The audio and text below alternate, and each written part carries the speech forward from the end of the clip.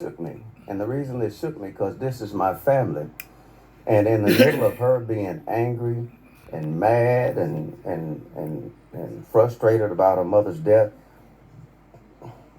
in the midst of all of that, I kind of understand. But with all of that drama and frustration that she's feeling, she could call somebody or a friend of hers or tell them to come and to do something to us.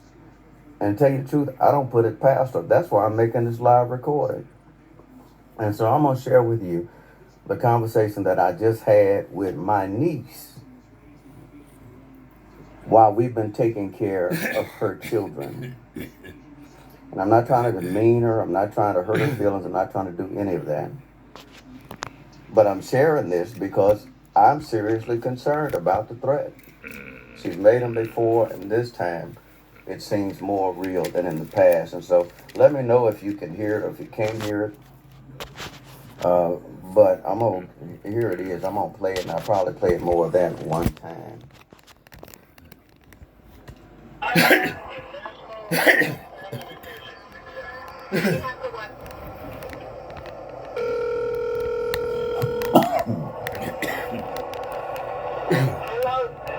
how you doing? How you doing today? Yeah, I'm doing pretty good. What's happening? Well, I'm trying to figure out what's going on with my babies. I'm trying to figure out if they're going to be here Friday.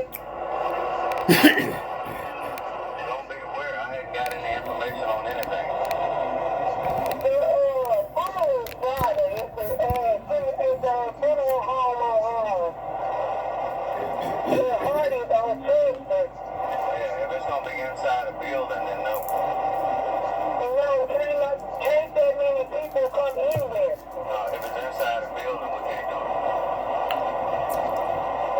Well, my kids need to be if they got my thing. That's not right.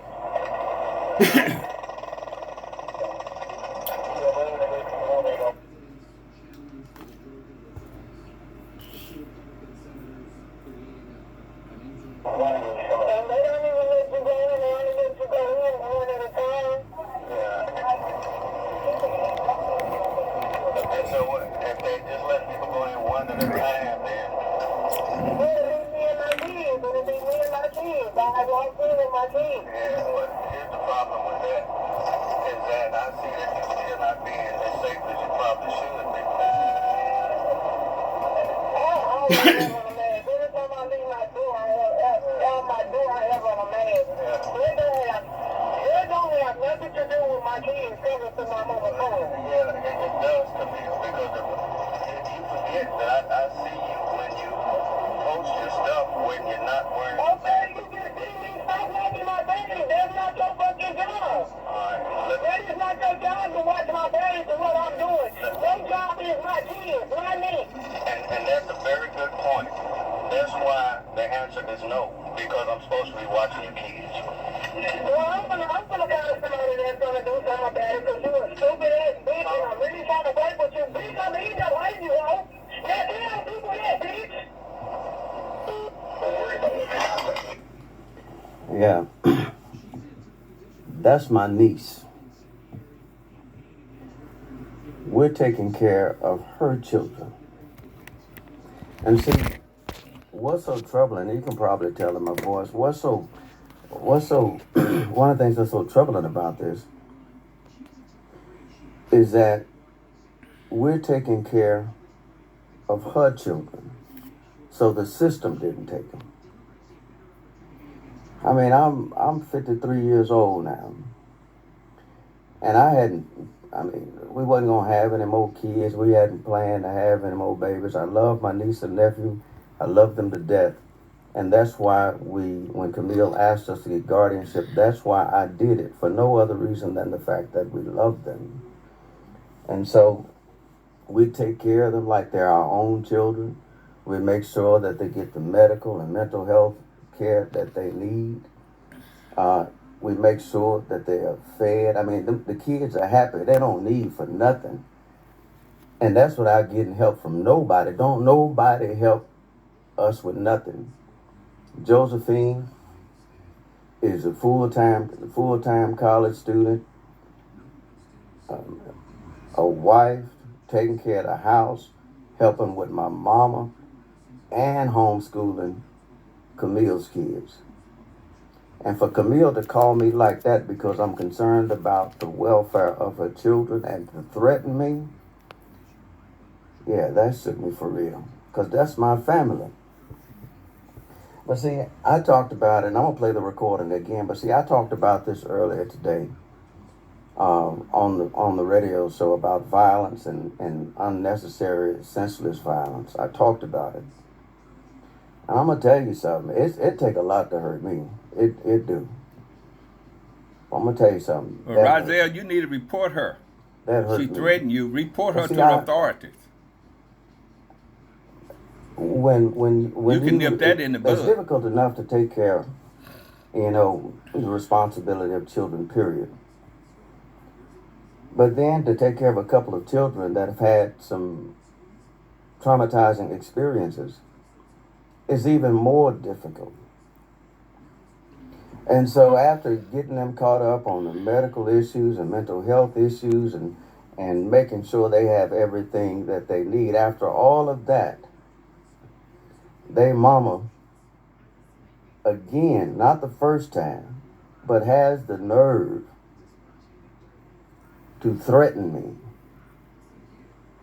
And see, I know with the people that she run with, the people that she hang out with, a lot of them folks, if she suggests that they go hurt her uncle, then some of them folks might try to do that. But I'm going to tell you something, y'all already know me.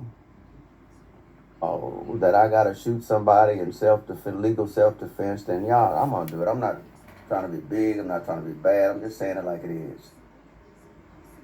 But see, in her moment of anger and frustration, if she tells one of the folks that she run with to come and kill her uncle about the kids, then it may be one of them that's just ignorant enough to try to do that.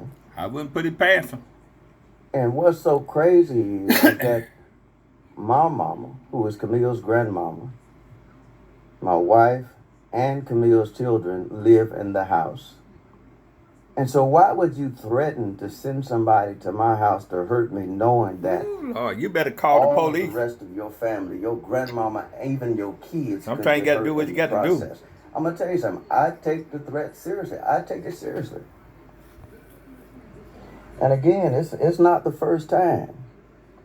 And again, I'm not asking family, I'm not asking you to get involved. I don't want you to get mad. I don't want you to be, call and threaten Camille. I don't want you to do that. If you do anything, somebody ought to call her and say, hey, Camille, you're wrong. You're wrong for that. Because I'm going to tell you something. That hurt me. That hurt me. I'm going to play it again because, I want the family, all of my family to hear this, but not just the family. I think that this is important for the general public to hear because it can be a teachable moment. It can be something that we can learn from. But here's the recording again. What you'll hear is first she called me. And when I answered the phone, I couldn't hear what she was saying, so I told her to hold on, I'm going to call you back. So I turned around and called her back. Make a police report. And here's the conversation. My niece.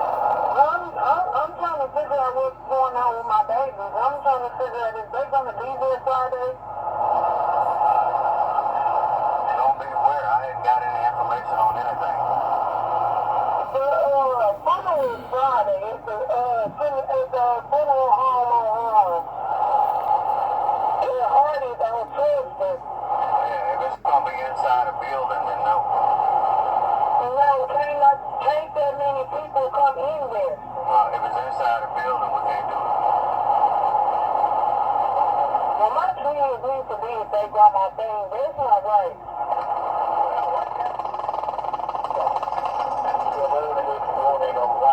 And they don't even let you go in. They only let you go in one at a time. Yeah. And so if they just letting people go in one at a time, then it'll be me and my kids. I have walk in with my kids. Yeah, but here's the problem with that. Is that I see that you still not being as safe as you probably should be.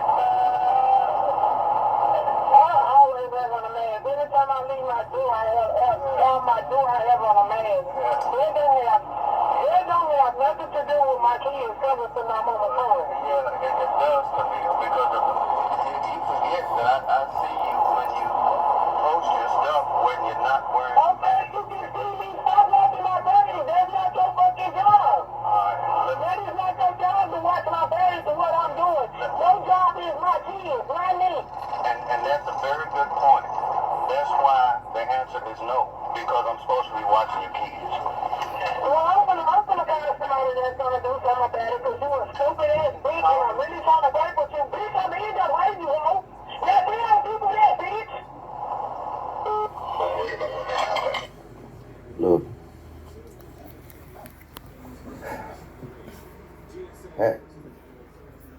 that took something out of me.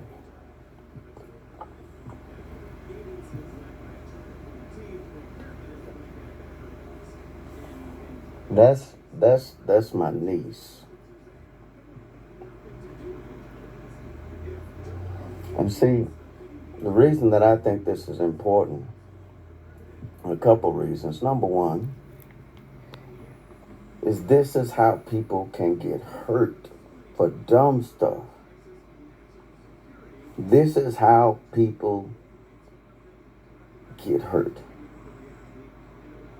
And her moment of anger and frustration and whatever else she's feeling, if she tells somebody to come hurt me or anybody in our house, then we have to defend ourselves, and somebody could die. And here's what's the other thing she don't understand. She don't understand that I've got legal guardianship. If something happens to me, she still don't get her children back. See, because my wife Josephine, she's not on the guardianship paperwork, so she's not the guardian.